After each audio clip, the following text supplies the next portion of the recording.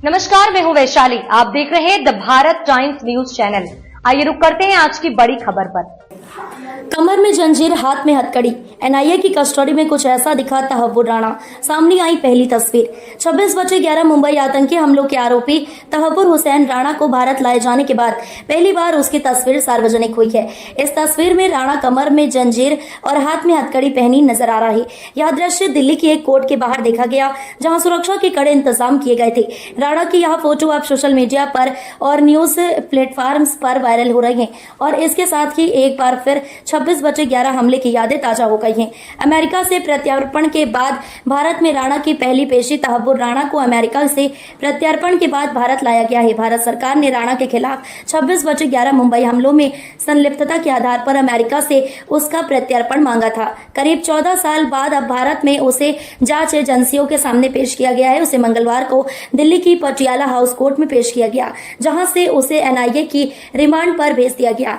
कड़ी सुरक्षा में कोर्ट लाया गया। तहव्वुर राणा एनआईए की टीम तहव्वुर राणा को सुबह सख्त सुरक्षा घेरे में कोर्ट लेकर पहुंचे। उसके हाथों में हथकड़ी और कमर में जंजीर बंधी हुई थी। इस दौरान कोर्ट परिसर में मीडिया की नजरें राणा पर टिकी रहीं और जैसे ही उसकी झलक मिली, फोटो और वीडियो लेने की होड़ मच गई। इसी दौरान उसकी पहली तस्वीर सामने आई, जिसमें वह थका और तनावग्रस्त नजर आया। कौन है तहव्वुर राणा? तहव्वुर राणा एक पाकिस्तानी मूल का कनाडाई नागरिक है, जो अमेरिका में डॉक्टर के रूप में काम करता था। उसे 26/11 मुंबई आतंकी हमलों की साजिश में लश्कर-ए-तैयबा और डेविड हेडली के साथ संलिप्त पाया गया है। हेडली ने अमेरिका कोर्ट में गवाही देते हुए कहा था कि उसने राणा की मदद से भारत में यात्रा और जानकारी जुटाने का काम किया था। राणा की कंपनी इमिग्रेशन सर्विसेज के जरिए ही हेडली ने भारत में अपना रूट स्थापित किया था। भारत की मांग पर हुआ प्रत्यार्पण। भारत सरकार ने तहव्वुर राणा के खिलाफ कई गंभीर आरोपों के आधार पर अमेरिका से उसका प्रत्यार्पण मांगा था। काफी लंबी कानूनी प्रक्रिया के बाद अमेरिकी कोर्ट ने प्रत्यार्पण की अनुमति दी और आखिरकार राणा को भारत लाया गया।